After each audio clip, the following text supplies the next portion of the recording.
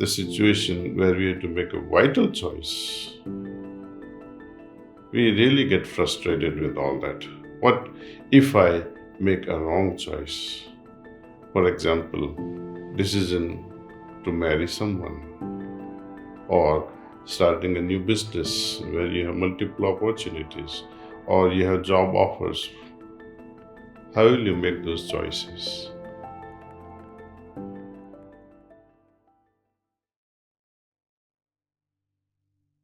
What is the relation between cleaning and rejuvenation? It is like concentration and meditation. Meditation produces a state of concentration. Cleaning rejuvenates us. It's a byproduct, it's the result. I think it is one of the most important element of this heartfulness practice. What is cleaning? What is it that we are trying to clean? Let us try to first understand the difference between karmas, samskaras, impressions, perceptions. Suppose you look at someone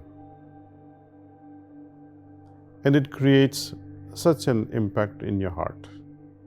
Oh, she is so irresistible, for example. And for days you keep thinking about her. The impression has got you. In the scientific world, second law of Newton or first law of Newton, I'm not an expert in the physics, but actions and reactions are equal and opposite in direction. But in the field of spirituality, the reaction to a particular action has no measure. It can be drastically so profound that a mere glance can produce such an impact that you don't forget all your life. Or so many great things can be done to us and we remain ungrateful. So the result in the spiritual world need not be equal and opposite. It can be as large as encompassing the whole universe or nothing at all. It depends on us. This particular practice tries to remove the certain perceptions which we gather because of whatever reasons. Someone sees to a particular idea and says, oh, this idea is good or bad. The other person sees the same idea and says, oh, this is useless. The other person sees the same idea and says, oh, it's so great. What makes such a difference? All of us are not attracted to the same thing to the same extent. We all have different degree of reaction to the same thing. Our impressions, our background, our perceptions, they work like these colored glasses. We all wear colored glasses in our consciousness. How to perceive the thing as it is? You have heard the story of a great lover who was trying to meet his beloved who was living across the riverside. At night, even when it is raining heavily and he has to cross the flooding river, he catches hold of something, what he felt it was a log, crosses the river. The door is locked, so he's trying to climb it to the first floor of his beloved. He thinks what is rope, holds it and climbs it up and enters beloved's chamber.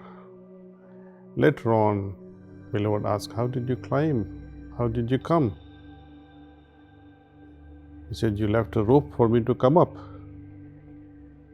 He's laughing, a rope? I never left a rope for you. I didn't even know you were coming. Anyway, then when they see through the window how he climbed up, it was a huge snake. He felt it was a rope. Perception. He was madly in love. So even little thing seemed as if things are helping him to achieve his goal. When he is returning and sees the log that he thought it was a dead corpse. So perception again. Our ideas, our thoughts, our impressions, they have such a hold on our being We need to clean that and see the things they are. So I would like to share with you all how to get rid of these impressions, perceptions, reactions, or broadly speaking, karmas or samskaras. How we can remove them.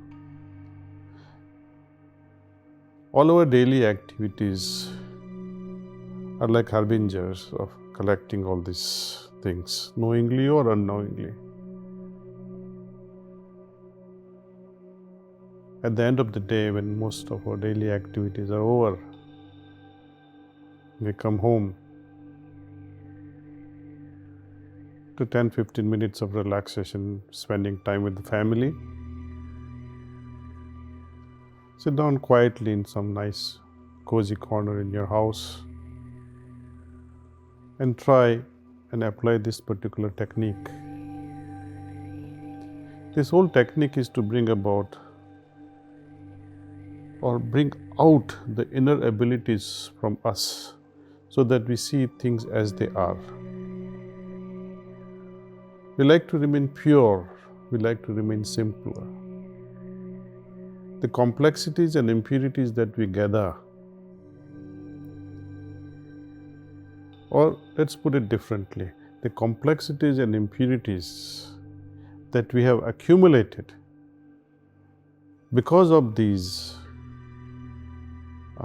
daily activities which are unavoidable. We have a chance now, before these impressions or before these cognates get settled in the deeper level of my consciousness, I like to remove them. And slowly we realize that as I do more and more cleaning, my inner being is so focused. It remains purer and simpler enough to see things directly. We perceive things directly with its, I think, as a result. This is again a matter of experience, and I would like you to feel what a difference it can make to our consciousness.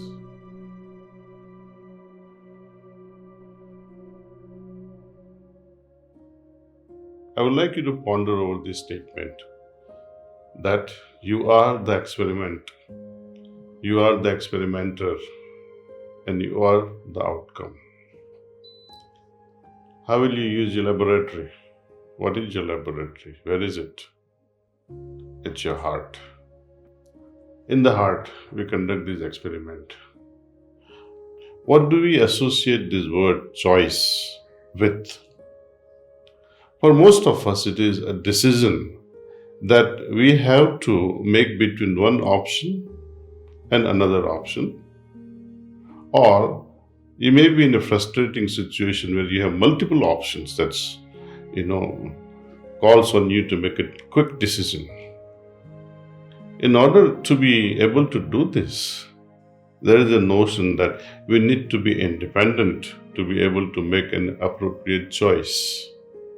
Of course, but are you really independent in making such appropriate choices?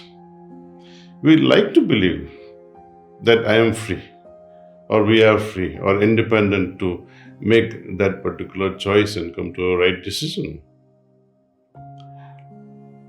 Look at another scenario. Not only are we more in trouble when we have to choose, but we are also distressed when we are trying to make a choice. And especially when the situation where we have to make a vital choice, we really get frustrated with all that. What if I make a wrong choice? For example, decision to marry someone, or starting a new business where you have multiple opportunities, or you have job offers. How will you make those choices? All these aspects of making choices are related to how does your heart feel. So let's think over the choices we have made in the past, when we did not listen to our heart, and the kind of choices we made You'll be happy that yes, whenever I have used my heart, my results were good. Whenever I did not listen to my heart and acted impulsively, I had to regret. So, the need to still our heart, make it calm, make it like a still pond, quiet pond, calm pond, on whose surface you can see its subtlest of ripples. Our heart is also like that. See, if you have a turbulent heart, you won't be able to make a really worthwhile decision. Even when you are at the peak of a game and you're playing, for example, a basketball or a football, it's quite hectic. Mentally, you are very hectic. But if you have a meditative mind, despite of chaos, your inner will remain very poised. And when ego plays its part, you have seen this with your boss or with your spouse, perhaps at times, or some unknown person with a lot of arrogance. You can see unjust prevailing there. See. And you say, why? What sort of decisions are they making? Such wrong decisions are made under the spell of arrogance. Arrogance is again another face of egoism. Desires can tamper with our decision making. Decision making is very important, especially to know what is right, what is wrong, what is profitable, what is not so profitable. Which course of action should I take that can help me get out of this stress? These are all matters of the heart. More and more you'll pursue with logic, we will fail somehow. Similarly, the future that I am making will depend upon my action, my decisions that I make today, in the here and now. So, destiny, just like what they call in genetics. Is genetics pakka, 100% rigid? No, I don't think so. Physically, to a large extent, genetics plays out. But there is still a factor, what we call epigenome, which is more flexible. It can be influenced, it can be trained. At a mental level, father may be a farmer, maybe a murderer perhaps, but you can change the freedom that you enjoy at a mental level. And spiritually,